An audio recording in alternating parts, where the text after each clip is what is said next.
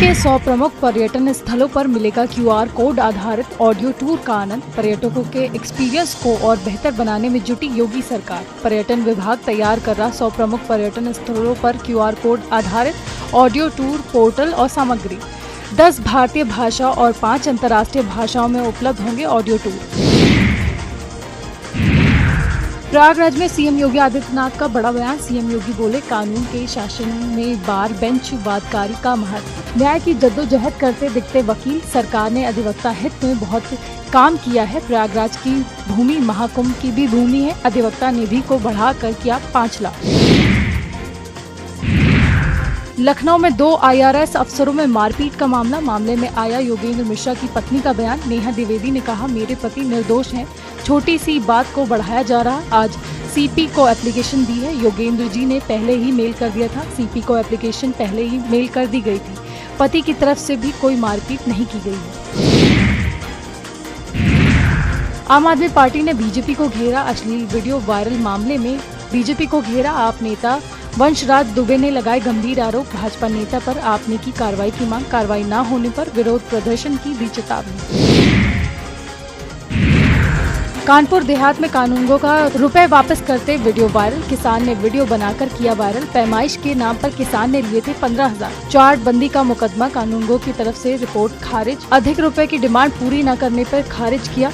किसान ने कानूनगो से रिश्वत के रुपयों की मांग की। दबंग कानूनगो ने 3,000 रुपए वापस कर झाड़ा पल्ला। किसान ने कहा, कानूनगो रुपए मांगने पर मुकदमे की देता है धमकी। मैनपुरी में अश्लील वायरल वीडियो का मामला। बीजेपी नेत्री सीमा गुप्ता पर केस दर्ज। पत्नी ने पति के खिलाफ कराया मुकदमा दर्ज। पुलिस ने मामले में 2 मुकदमे दर्ज किए हैं। पुलिस दोनों मुकदमों की जांच में जुटी है। दहेज उत्पीड़न IT एक्ट में दोनों मुकदमे हैं। शहर कोतवाली क्षेत्र का मामला। लखनऊ में RLD प्रदेश अध्यक्ष रामाशीष राय का बयान। पंचायत चुनाव की तैयारी। गठबंधन पर बोले रामाशीष, बीजेपी से सहमति बनी तो गठबंधन पर विचार करेंगे। फिलहाल पूरे प्रदेश में हमारी तैयारी है। हम सदस्यता अभियान चला रहे हैं। आप पंजाब संगठन में बड़ा बदलाव। 5 विधायकों को प्रदेश उपाध्यक्ष बनाया गया। 9 युवा नेता महासचिव सचिव पद पर नियुक्त। 13 लोकसभा क्षेत्रों की नई टीम को जिम्मेदारी। 27 जिलों में कार्यकर्ता जिला प्रधान बनाया गया। प्रयागराज में CJI BR गवई का बयान। जस्टिस गवई ने कानून मंत्री मेघवाल के बयान पर कहा, अगर CM योगी देश के सबसे पावरफुल CM तो इलाहाबाद की भूमि भी पावरफुल लोगों की भूमि है। जस्टिस विक्रमनाथ आज के सबसे बड़े पावरफुल जज हैं। कुछ बातें अभी नहीं कहूँगा, 23 नवंबर के बाद बोलूँगा। CJI BR गवई 23 नवंबर को रिटायर होंगे। मैनपुरी में बीजेपी नेत्री के बेटे का अश्लील वीडियो मामले में कैबिनेट मंत्री जयवीर सिंह का बयान सामने आया। जयवीर सिंह बोले, पार्टी विरोधी गतिविधियों के चलते की गई कार्रवाई। नेत्री को पार्टी से किया जा चुका है निष्कासित। पुलिस जांच कर करेगी कार्रवाई। अखिलेश यादव गंभीर मुद्दों पर ट्वीट करें। दिल्ली सरकार के 100 दिन पूरे। मुख्यमंत्री रेखा गुप्ता का बयान। रेखा गुप्ता ने कहा, दिल्ली मिनी भारत है। पहले सत्ता के लालची सरकार में थे। यमुना की सफाई का काम नहीं हुआ था। हम यमुना की सफाई का काम कर रहे हैं।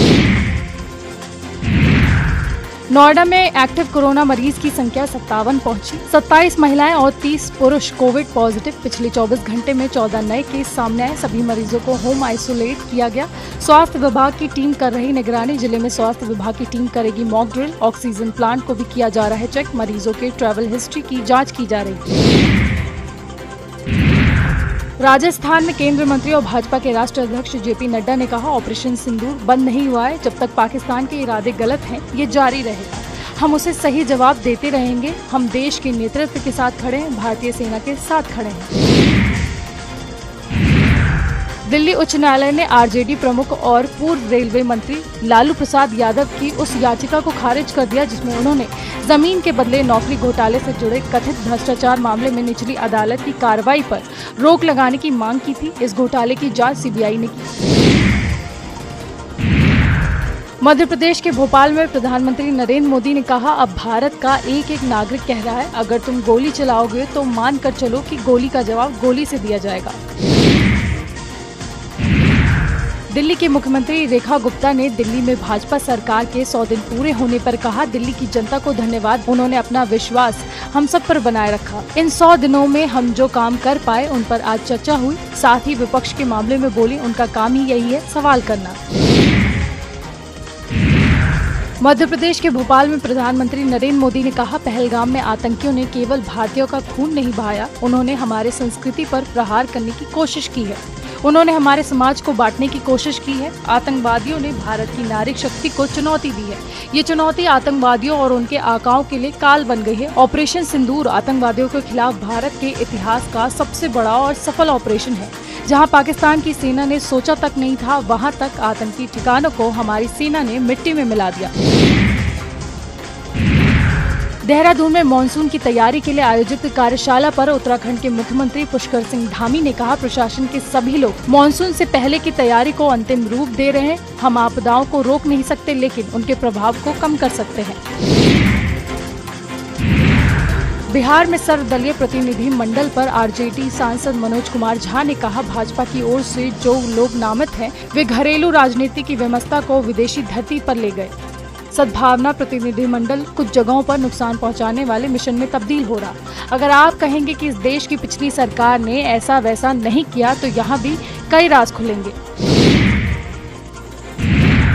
वडोदरा में विदेश मंत्री एस जयशंकर ने पारुल विश्वविद्यालय में विदेशी राष्ट्रीय छात्रों के दीक्षांत समारोह में कहा, हम कभी भी परमाणु ब्लैकमेल के आगे नहीं झुकेंगे। भारत के राष्ट्रीय हितों में जो भी निर्णय लिए जाने हैं, वे लिए जा चुके हैं और आगे भी ऐसा ही होता रहेगा।